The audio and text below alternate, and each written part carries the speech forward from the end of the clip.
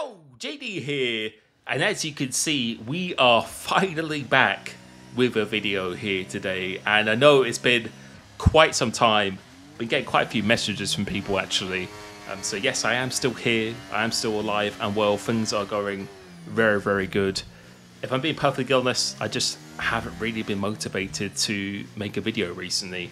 I think F1 23, the game, has become a bit stagnant in the past really few months. I don't think the racing has been that great, and the game has kind of gotten a little bit boring for me personally at this stage. And I think that's kind of the same with real life F1, except for last race at Australia, where we were actually maybe entertained a little bit. Maybe if that was with Verstappen retiring, I'm not sure if maybe that was the reason. But yeah, I think last race at Australia, although I didn't watch it live, was actually a bit entertaining. But yeah, for me personally, I just haven't really felt motivated to be making videos, and I don't want to be making videos unless I'm actually motivated to do it. But the content will be returning before F1 24 to some degree, but definitely since the launch of F1 24, when that comes out at the end of May, the content will be very much on the rise from then, with live streams, tutorials, helping you get better at the game. I am still doing coaching at this stage as well, so if you would like a coaching session with me, make sure you head over to www.coachlimitless.com. But yes, don't expect too much before the release of F1 24. So yes, everything is all well, focusing on real life with friends and family, and yeah, no complaints there. But I think there is actually something worth talking about here today, and that is the return of F1 Esports, or should I say, sorry, F1 sim racing. Because we did have an event last year at Bahrain in November, and I don't think I really need to go into too much detail about that event, but it was, I think safe to say, a bit underwhelming and a bit disappointing to say the least. And since then, next to zero communication of what is going on whatsoever from the drivers, from the teams, from the production, the crew, F1 itself. But now today, just dropped, we have a calendar, and you can see it on the screen here now. This calendar is actually pretty insane. So from April 10th to 12th, which was speaking to a few people behind the scenes, and there were a few rumours that it would be coming back actually quite early this year. We are going to be having 6 races over the course of 3 days, and yeah, that is a very tight schedule. When if you've been behind the scenes in F1 Esports before, or just watching it, even doing 1 or 2 races per day is very tight.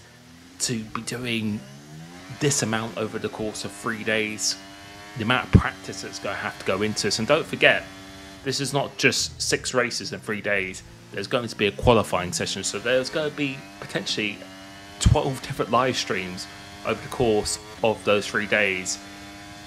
Yeah, I don't know what to think of that really. Let me know what you think. But for me personally, I actually feel quite sorry for the drivers. Although Esports is coming back, I don't know if it was really worth it, because to do that amount of practice and throughout the whole day, it's going to be 12 hours of absolutely non-stop.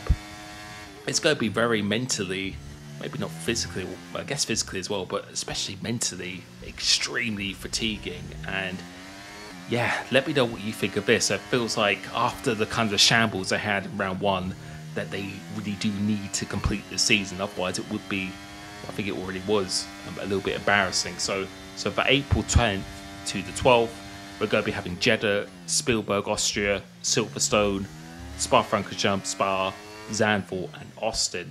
I think it's maybe the first time that Jeddah has been used in F1 Esports, if I'm not mistaken. And then from May 7th, so about a month's gap in between, we have Mexico, Sao Paulo, Las Vegas, Qatar, and then Yas Marina. And yeah, it'll be interesting to see how this is done, because they couldn't even do more than 1 race last time. They're going to be doing 6 different races, and again, make that 12 with a qualifying session for each of these races as well. 12 different live streams over the course of 3 days. I know from behind the scenes production, to set these things up, things do go wrong. They do have to sometimes actually do reruns of this as well. But I think, again, the main factor for me is the drivers doing that amount of races, that amount of practice. Obviously, they've known about this for a while, but to be doing that amount of races over the course of 3 days, Let me know what you think of that, but I think that is going to be a true test of really who can keep themselves together. And that does mean, of course, that the round one, the standings, are the standings of this F1 Racing or Sim Racing World Championship. So we've got Thomas Ronhaar, who won the first round. He got the maximum points, because I think he got the pole position as well, or the fastest lap, if I'm not mistaken. So yeah, I think it was a point for pole position. Obviously, he won the race.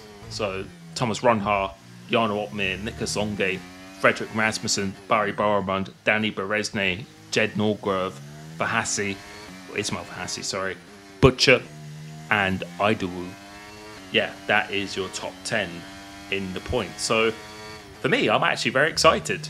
Yeah, it's good to have a little bit more action before releasing a new game. But if I was an F1 Esports driver, and for me, myself personally right now, I think the last thing you probably want to be doing right now is paying F1 23 this much before the release of F1 24. But the fact that they're going to be doing 6 races over 3 days for that second event, that is going to be pretty interesting to watch. So, but thank you so much for watching. Let me know your thoughts down below, and I'll be catching you very, very soon. Peace.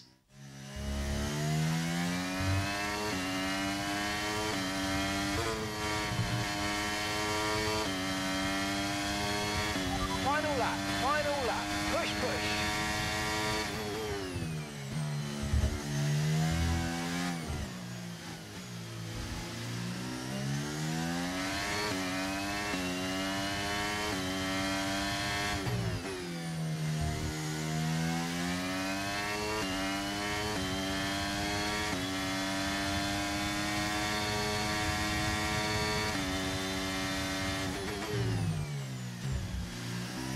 Nice work, mate. That brings you up a place.